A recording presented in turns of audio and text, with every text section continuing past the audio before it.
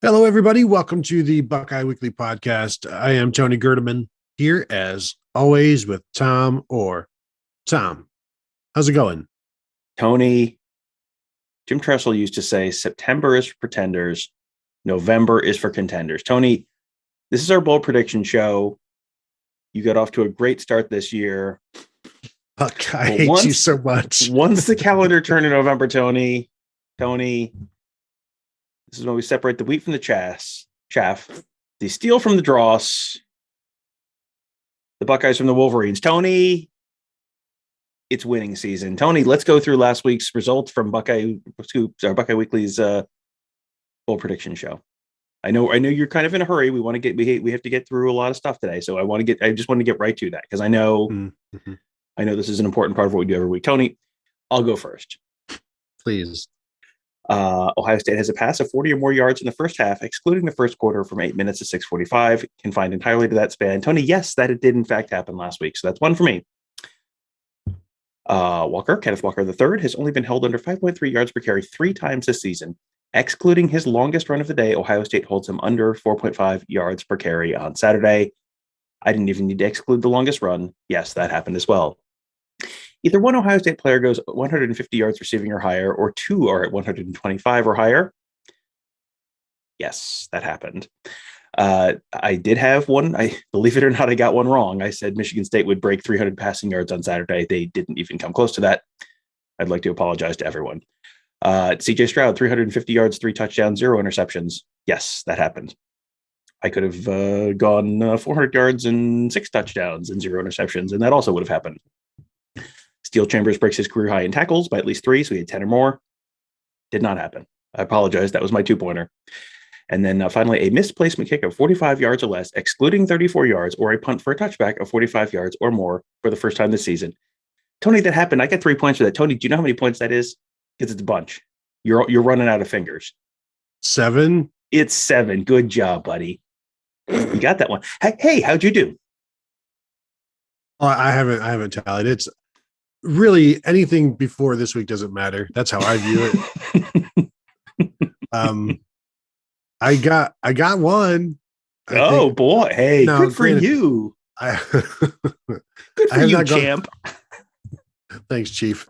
I have not gone through and like all of the qualifiers because I know I didn't get 7. I know I didn't get my 2-pointer, which was Ohio State plus 3 in turnovers, or my 2 non-defensive linemen will show up in a sack category and it must total 1.5 sacks, and sacks on the 34-yard line are doubled, and from the 6-minute to 4-minute mark of the second quarter, whatever, doesn't count. Yeah, none of that happened. So although I did not check to see if there is any sacks on the 34-yard line, I just assumed there wasn't because I don't think there are any sacks at all from the non-defensive linemen. Although maybe a listener will actually look back. But anyway, I didn't get the Kenneth Walker play from scrimmage of at least 36 yards. I didn't get the Garrett Wilson, Chris Olave, Jackson Smith, and Jigba will have a play of 32, 35, or 38. They failed me. They are not very good receivers. They didn't have a very big week last week, so it's okay. True. 210 yards rushing, sack adjusted. I don't even know. They may have gotten it. It doesn't matter. Like, I'm not catching up. Along with the 300 yards passing, which they got. Buckeye will score his first points of the season. That is the one I got correct. Julian Fleming scored a touchdown.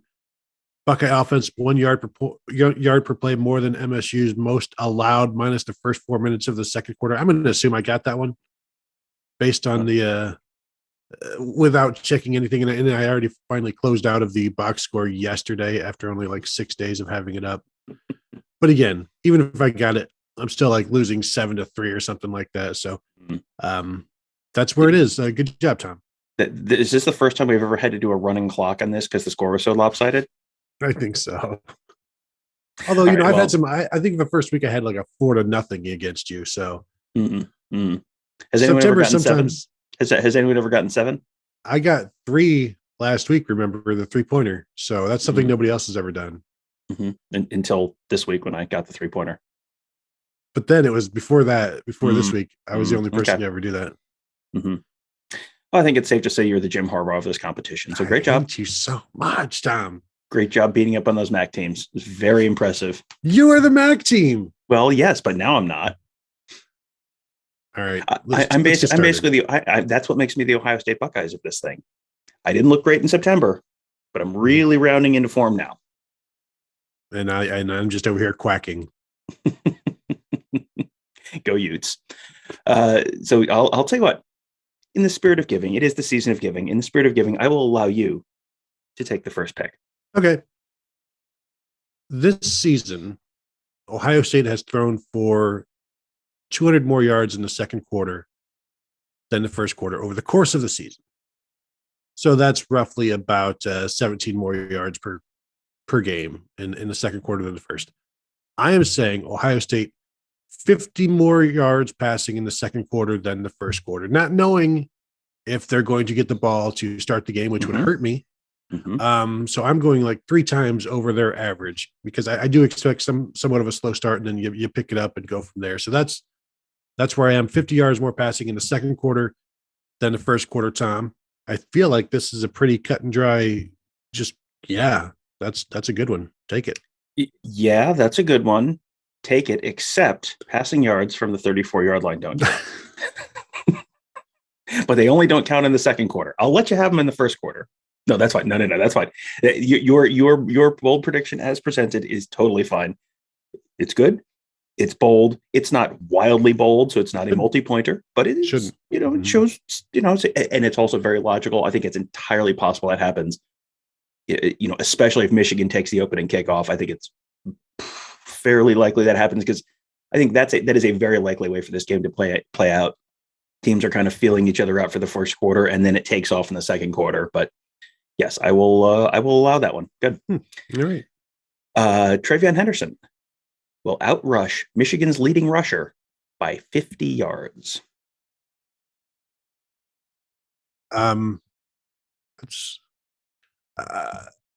This is a good one because it is we have seen Hassan Haskins get contained 78 yards last week, for instance, against a bad Maryland team. And can you see Travion Henderson rushing for 128? And the same thing happened to Hassan Haskins this past week. Yeah, I think a lot of people can. I have one similar, Tom. And I don't know. And it's one of my reserves. And I'll just throw this out there. I had Travion Henderson and Mayan Williams outrush Haskins and Corum by 100 yards. That's a good one, but I think the fact that Corum's status is a little bit up there. I considered a Haskins and Corum tandem thing there because that would make it sound even more bold. And I think there's a decent possibility Corum doesn't play. So yeah, I considered that. I have several in reserve as well. Yeah, so. and I'm just throwing that out there for some fodder for the people. Travion Henderson will outrush UM's leading rusher. Now, we are saying, you're going to have to name him for one. I think it's understood that it's going to be Hassan Haskins, but I need you to say it. All right, Hassan Haskins. See, I thought it was more bold, in fact, to not name him because then it's if Donovan Edwards happens to blow up, but that's fine. Okay. I'm happy to make it. Right. No, you're right. You're fine. No. I will give you this. I will give you this. I will back off. I will back off. I will give you the original. You've already given so much by letting me go first. I'm trying to be even more bold, and you're like, no, friend, that is crazy. No, you're right. I am too giving. The only thing that didn't happen there was you never called me friend. That's it. That's the only thing that never happened. All right, go on. You're number 2. What did we agree on this one yet? I mean, you were just trying to get me to make it less bold, and I said more. I kept it as bold. So you know what? Henderson outrushes Michigan's leading rusher by 50 yards. You have won this round. I will allow it because you look at their averages and it's not 50 yards difference. And so, yeah. And plus you think there's a chance Mayan Williams, this is Mayan Williams' game more than it is Travion Henderson's. I don't think that's the case, but this also feels like you should be able to there should be some hope of getting these bold predictions correct. We can't make them impossible. Well, and also I'm picking one guy for Ohio State and basically giving Michigan the field. So if it's Blake Corum, or if it's Hassan Haskins, or if it's Donovan Edwards, or if it is just the AJ Henning jet sweep-a-palooza, like whoever that is, I'm taking one Ohio State guy to have 50 more yards than Fair. whoever that person is. I will allow it, and even if it's JJ McCarthy, I will allow it. So my second one, Ohio State's defensive line is batted down 12 passes on the season. That's roughly one per game.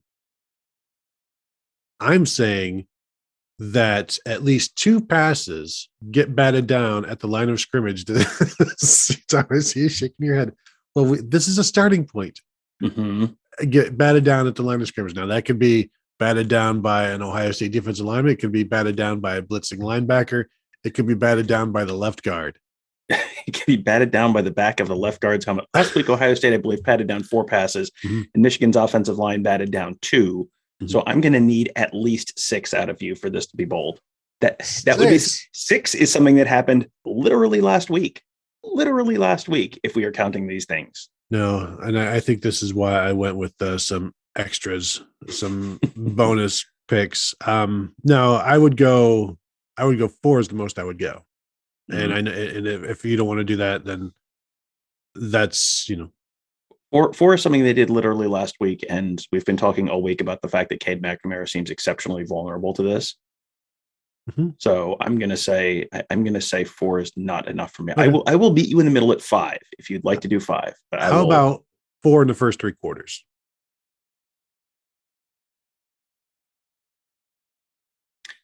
I think they're going to be throwing the ball more in the fourth quarter, though. So how about 4 in the last 3 quarters? 4 in the first 3 quarters up until the 5-minute mark of the third quarter.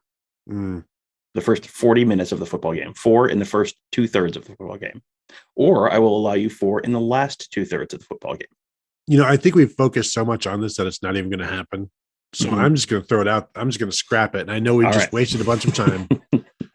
I'll move on to my next one here, and we'll go ahead and italicize this one, which signifies that it does not exist. Garrett has he's gonna have at least 1.5 tackles for loss. He has one game this year over that. That was Akron. Never has done more than that in a game, and I'm saying he will have at least 1.5 tackles for loss. I can give you a rundown of what he has done of late, Tom. If you could give me the number of times he has accomplished 1.5 tackles per loss, because this feels like this is going to be an interior run heavy kind of game. So, if this is something he's done 3 or fewer times this year, I will allow it. I will allow it. He's only done it once against Akron. He had 3 tackles for loss. He's never had more than 1. He did have 1 last week against Michigan State. Okay. Hasn't had a tackle for loss since the Indiana game before that. Good. So, take it. Yep. That's a good one. And that is a good one that is bold, but is also, I think, doable, fairly likely to happen. So, and as we know, the tackle for losses and sack predictions are such a fool's errand on this show. And so Tom freely allows me to go chasing waterfalls. The TLC warned you about that. I'm going to say next one. Ohio State outrushes Michigan by 1.5 yards per carry or more. Now, this is a stat that I've followed a lot over the years, and the team that outrushes the other in a yards per carry basis wins the game literally every year. Literally every year since 2002, the team that has run the ball for a better yards per carry average wins the game. Ohio State will not only run for a better yards per carry average, but they will do it by 1.5 yards per carry or more. My issue with that, Tom, is that if you look at conference games, which this is, Ohio State is averaging 5.6 yards per carry. Michigan is averaging 4.1 yards per carry. Ohio State is averaging 1.5 yards per carry more than Michigan. Ohio State defensively is, if you look at the yards per carry in conference games, and I'll bring that up for you here, Tom. Now, keep all of this math in your head because you're going to need to apply it, and I won't remember it. So know that this is very important. So in conference games only, Ohio State is giving up 2.8 yards per carry. Michigan 3.8 yards per carry. So Michigan is, Ohio State is allowing 1 yard difference. So I feel like if we've got the average is already what you've said, and Ohio State is allowing 1 yard fewer per carry, I think if you add that yard onto it, now you're at 2.5 yards per carry. And then if I make it 3, that's a lot. If we just stick with the averages, because Michigan allows 1.1 yard per carry more than Ohio State. They average 1.5 fewer. So that would mean on average it's 1.25. No, Tom. You don't add them together. You do in this instance. So you'd like me to give you 2.5? Yeah, and I think that's doable as well. I think it's doable, but I think that 2.3 is a much more respectable answer because you're not actually applying math. You're just kind of adding numbers together, which is not actually how this. I mean, it's a form of math. Yes. Thank you. All right, 2.3. I'll allow 2.3. Ohio State outrushes Michigan by 2.3 yards per carry or more. There you go. But you must eliminate one Ohio State run from the 34-yard line. Any run you want. Trevian Henderson's going to get tackled for like a 17-yard loss. Be like, sorry. I must eliminate, I'm going to spell this out exactly as you said it. One Ohio State rush from the 34-yard line. Either 34-yard line? Either. I'll let you choose. If it's from a 34-yard line, you have to eliminate one of the rushes. Okay. All right. Got it. They should just paint, you know how some schools, like when they're honoring someone and know that guy wore number 17, they paint that yard line. We should have Michigan paint this 34-yard line just with like a Buckeye Weekly logo. Just why? It's too stupid to explain. Just don't worry about it. Don't ask. Just go with it. Here's my third one, Tom. CJ Stroud will throw an interception. He has thrown 2 interceptions over his last, 7 games, and that was all in one game. That was against Nebraska.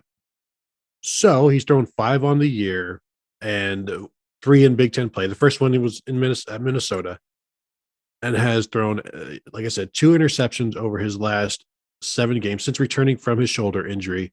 Those all took place in Nebraska. There was some pressure on one of those. He rolled out and threw an interception. Then another one was thrown into double coverage. Has he learned from those? Probably. But I still think we're going to see an interception this week. And it would be a rarity because he's averaging exactly a half an interception per game this season. Actually, a little over that, a little under that, because he's played 11 games. Yeah, that seems. Games, I mean, sorry. That's bold. That's bold adjacent. It doesn't, that you're not asking a lot there, but yeah, I mean that's fine. I will allow it. I've got to kind of give you a little bit, grade you on a little bit of a curve this week after last week's massacre. So I'll allow that. Here's a ball. Perhaps you would like to bounce it. Yes. Yes. All right, that's fine. Here's my next one. CJ Stroud has averaged 1.2 yards per attempt more than Cade McNamara this season. 1.2 yards per attempt more than Cade McNamara. He will do 1.5 times better than that. He will average 1.8 yards per attempt better than Cade McNamara on Saturday. I can't argue this one too vociferously, given Ohio State's pass defense has allowed some yards, and perhaps that plays into what Cade McNamara does. However, as I've said before, what Cade McNamara does is the intermediate stuff is not where he succeeds, and that's where Ohio State does their best. But you're bringing in averages. This has been a long season. You're talking 1.5 times more than that. I will, and it feels like this is just giving you one, but this is the time, as you said, this is the time of giving. We're all friends adjacent here. Friends adjacent. We're not always friends during this show. But here's the thing, Tom, though. Are any of these predictions that we're doing, could they be considered jinxes? And have you thought about that?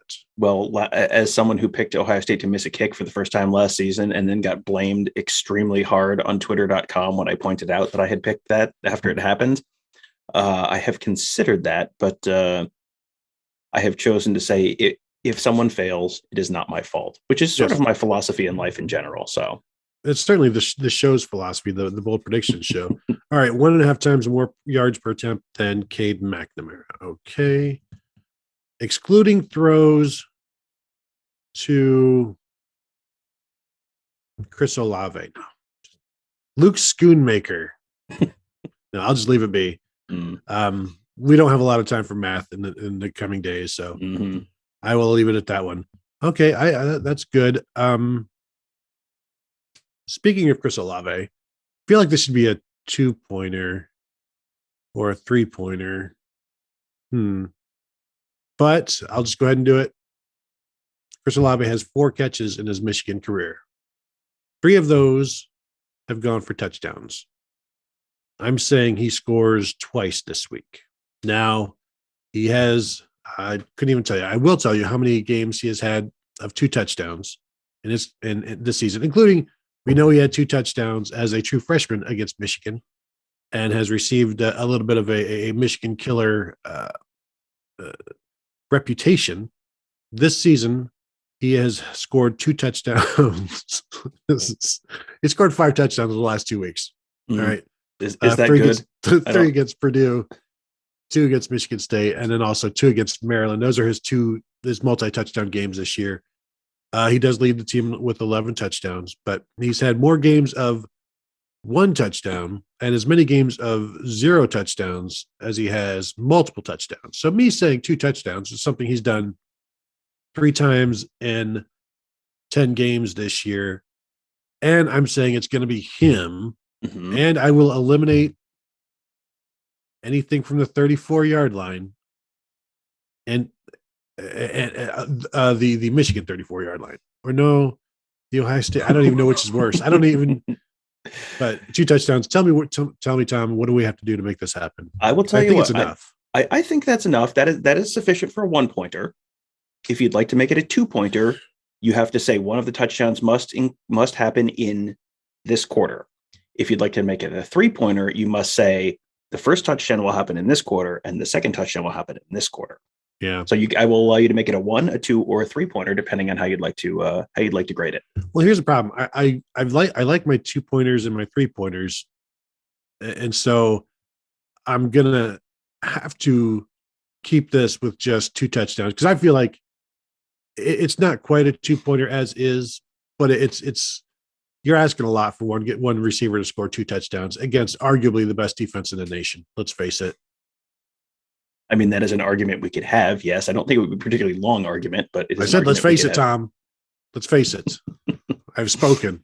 So I'll keep it at 2 touchdowns. Now, you may have to adjust some stuff as we get to the bonus picks. But unless we'd like to do an extra bonus pick this week.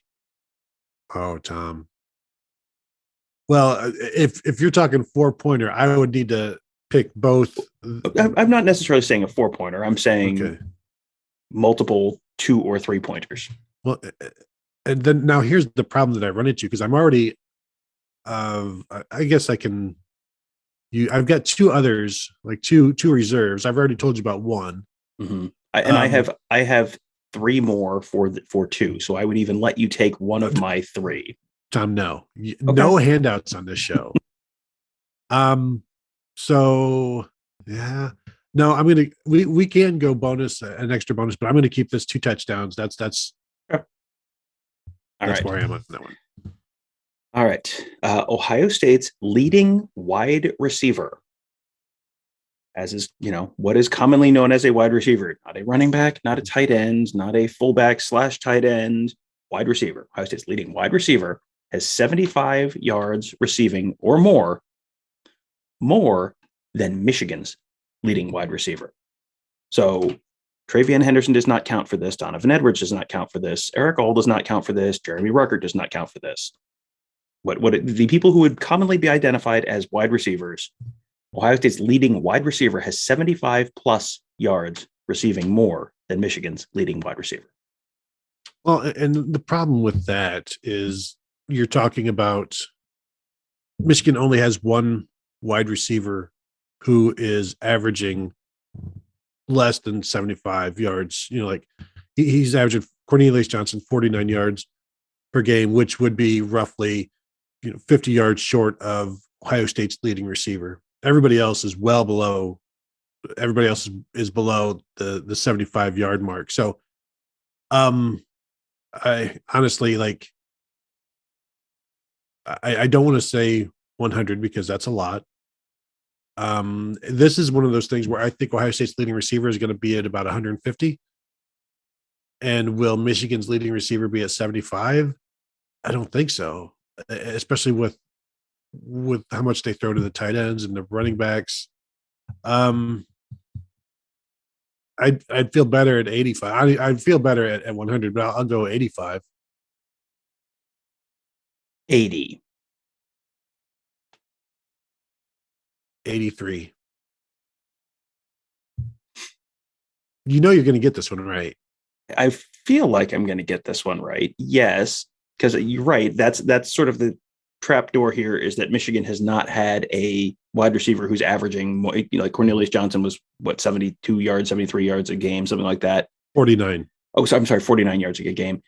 75 yards more than that is like 125. So if he has just an average game, Ohio State needs to have a wide receiver who puts up a game that would be, one of the top 12-ish performances by an individual wide receiver this year. They have not had that many guys go 125 plus in a game. So plus I'm not sure if you've heard. Jigba is averaging 105.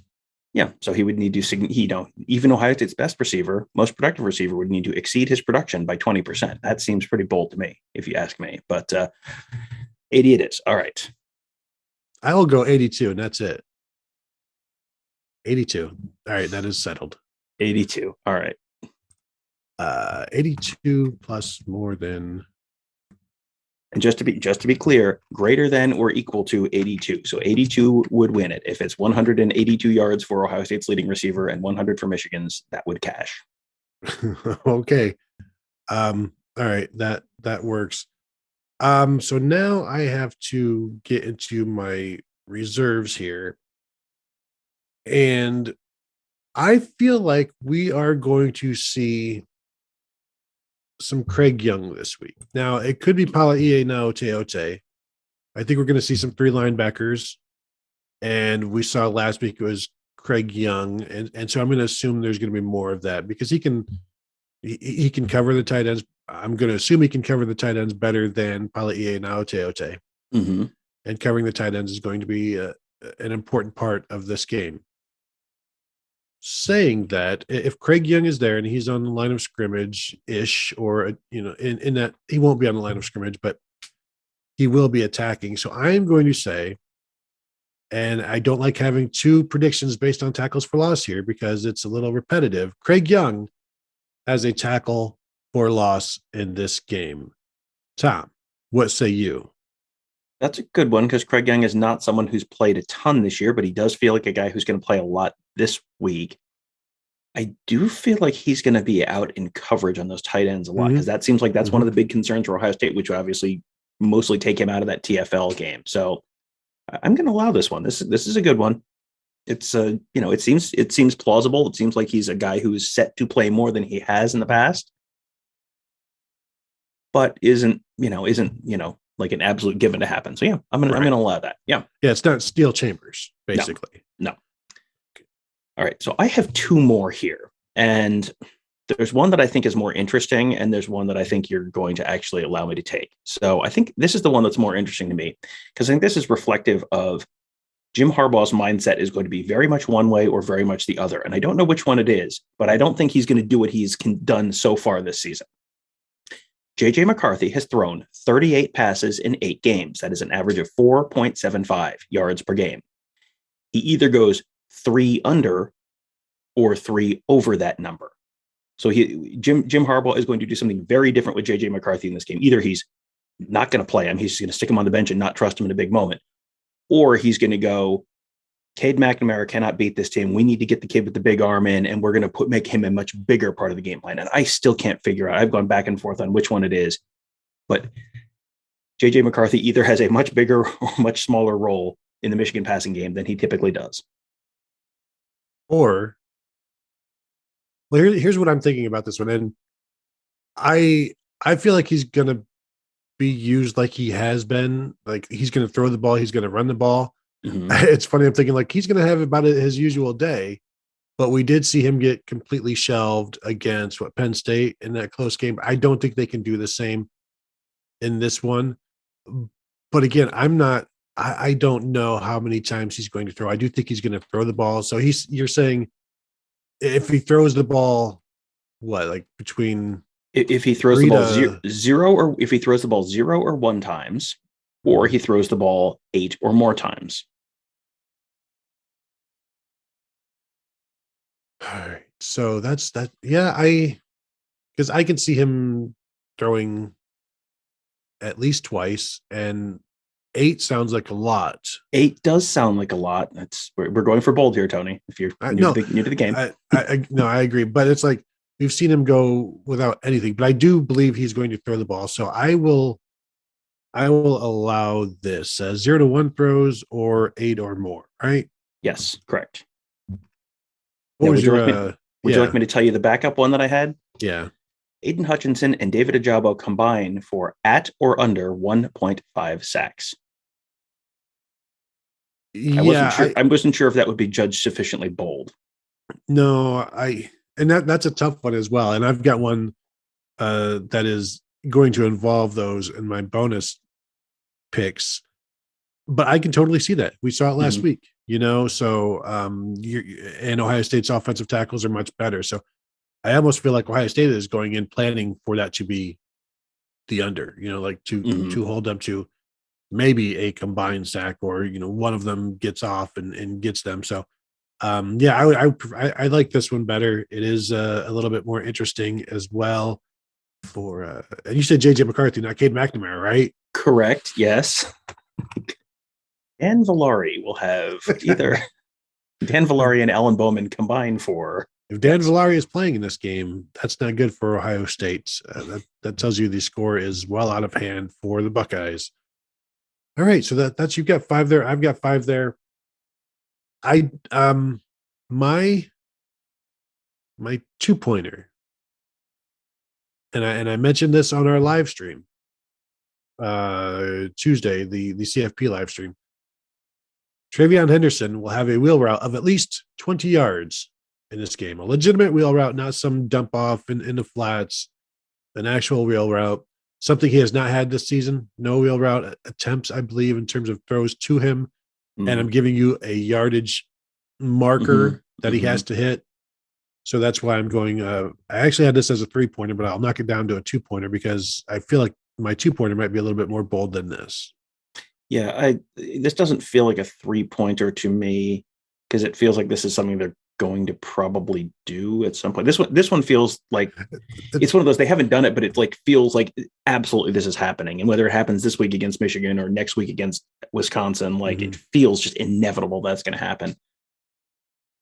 But I mean, I'm thinking, and I really can't remember a wheel route to him this season. I remember a bunch of dump offs in the flat, and but I don't remember a wheel route. So, was there one up the right sideline at Nebraska, or am I thinking of a different receiver? Well, and he had like 60 yards receiving against Nebraska, but I don't know if that was just all. I don't recall. Yeah, I remember one as they were going right to left on the TV, one up the right sideline at Nebraska, which might have been a wheel route. But still, I mean, we're kind of nitpicking here. This is only one, so I'm gonna allow it 22 yards or more.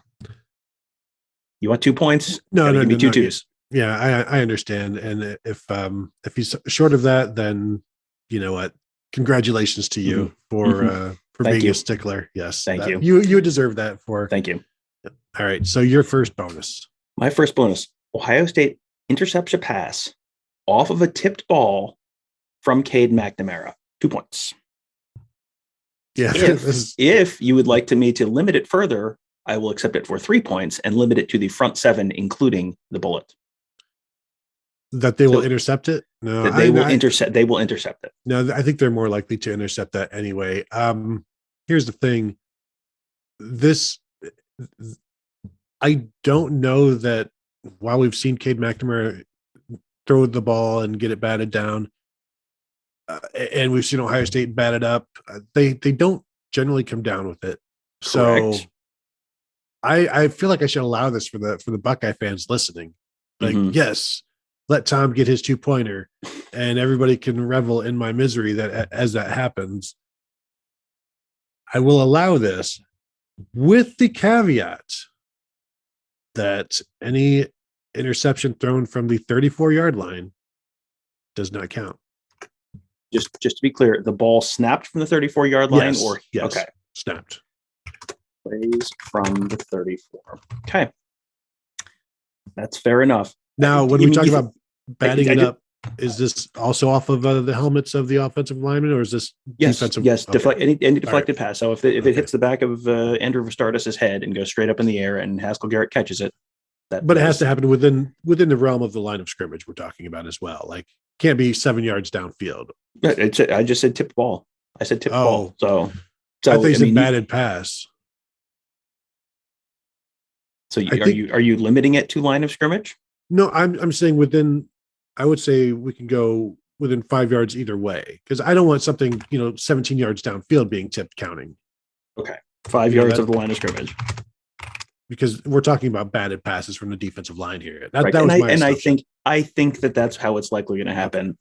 Okay. But yes, I think, and just think about how exciting it is every time. That's like when there's a fumble on the ground and it's just like, oh. Every time the ball gets tipped up in the air, it's the same thing. It's like, oh man, think about how much more exciting those are going to be this weekend. Zach Harrison gets his hand up in the air, and it's not only which team will come down with this ball, but also will I get 2 points? That's going to be. I mean, this is a high stakes game. I can't now. I'm excited for this game. Finally, some interest. All right, my final one, my 3-pointer. Here we go. Zach Harrison and Tyreek Smith will outsack Aiden Hutchinson and David Ojabo. I think these two guys are being overlooked, under talked about. I think they know that. I think they are going to be set out to show everyone that they shouldn't be ignored in this one. And I feel like they're in for a pretty good game. Now, does that mean? And again, I am 1 for about 603 on sack predictions. And I do believe Aiden Hutchinson and David Ojabo are going to get at least 1. So I'm thinking you're probably going to need closer to 2 or 2.5, maybe even 3, honestly, from Harrison and Tyreek Smith. They have the capability. Tyreek Smith has been pretty good. But I feel like they're being overlooked, and I'm putting an end to that. What was your 2-pointer again? Travion Henderson, 22-yard wheel route. I will tell you what.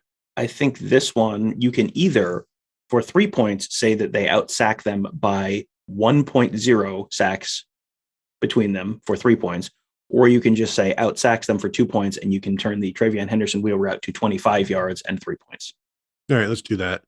I'll make it 25 and make that a 3-pointer. Because that one feels like Ohio State's tackles. I mean, if you look at just the top line numbers there, Aiden Hutchinson and David Ojabo have like 20 sacks between him, and Tyreek Smith and Zach Harrison are at like 9-ish, I think. It feels like that's going to happen. It just feels like the matchup for Ohio State. Smith and Harrison have really been coming on strong late in the season. It feels, even though it's bold based on the total season data, it feels so inevitable that it's like it doesn't feel like that should be a 3-pointer, but 2-pointers, I'll allow that for 2. Well, and I'm looking here. The site I look at says they have 3 each. 3 each? But I know Tyreek Smith, I swear he had one last week. And Zach Harrison, okay, at OSU sites, they have Zach Harrison with 4 and Tyreek Smith with 3. So 7 total. But, I just, I'm trying to give them a little bit of attention, and it needs to be overly bold to get that bonus. So that's where I am on that one. And then the 3-pointer, of course, we move that to 25 yards on the wheel route. All right. What is your final bold 3-point prediction? AJ Henning takes a jet sweep / end around, whether credited as a pass or run in the box score, and gains between 9 and 17 yards.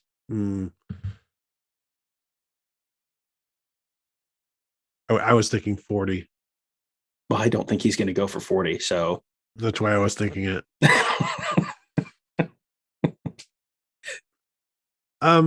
if you'd like me to give you, I can narrow it to a half if that would help. I can shave a yard off of one end if you'd like. Because I mean, he has he averages 17 yards a carry, and he has a carry in 7 of 11 games this year. That he's 7 rushes in 11 games. So that is part of his game. And then you don't know if that end around is going to be a pass. I mean, it's all the same thing. Mm-hmm. Now, his long reception of the season is just 24 yards, but he's had longer rushes than that. You said between 9 and 17? Between 9 and 17. So if it's over 18, you don't get credit. Correct. And if he gets stuffed in the backfield or gets stopped for a short loss, he doesn't get it. Okay. All right. Yes. Okay. I'm Tom, this is a tantalizing number. I feel like I should give it to you just because like you are giving something. Mm-hmm. But it also feels like the 9 to 17 is like the most likely result of that. Maybe under 9 is the most likely result, I think. And then the second most likely is the 9 to 17. Oh, so either you are willing to go with one half or the other. I don't want to ask. I don't want to square it down like, oh no, the 10 to 16. I'd rather have a half. So you making that the first half or the second half, or the second and third quarter, or the first and fourth quarter. First half. I'm going to say in the first half. Right. And that feels like it'd be. Do they do that right away just to add the misdirection into the situation? Like that's what I'm thinking. I'm thinking you show that, when they see it, because I think Ohio State's going to come out pretty aggressive in the run game, and that's a counter punch on the second drive when Ohio State's been crashing down pretty hard on Haskins on the interior. That's a second drive counter punch from Michigan to see if they can loosen things up in the box a little bit. Okay, that's where I think that comes in. All right, I think we're done here. Our work is done. Less contentious than I would like, but here we are. Except for the other 2 podcasts this week, but we'll get there, and the live show, and then the other live show, and then the post-game live show. But right now, our work is done. Yeah, so we're gonna have to wrap this up so that we can record some more, and then do some more after that and all that good stuff. But that will do it. That's our bold prediction show. As always, want to thank everybody for the feedback on these. We know some of you like the show, so that's good. We enjoy it. Some of us enjoy it more than others. Just depends on the week, I think, in terms of whether I like it more than Tom does or whatever. But that will do it for this episode. We will have our Thursday game preview show and then our Friday weekend preview show, just as always. So keep an eye on that in your feeds. Also, there's going to be some bonus shows dropping. So maybe if you don't see the bonus Michigan listener questions show, I don't know, refresh, look for it. Also going to be a bonus morning scoop of Michigan listener questions there. So if they don't show up in your feed, just maybe search for them if you really want to find them and listen to those as well. So I want to thank you all for tuning in, and we will talk to you guys tomorrow.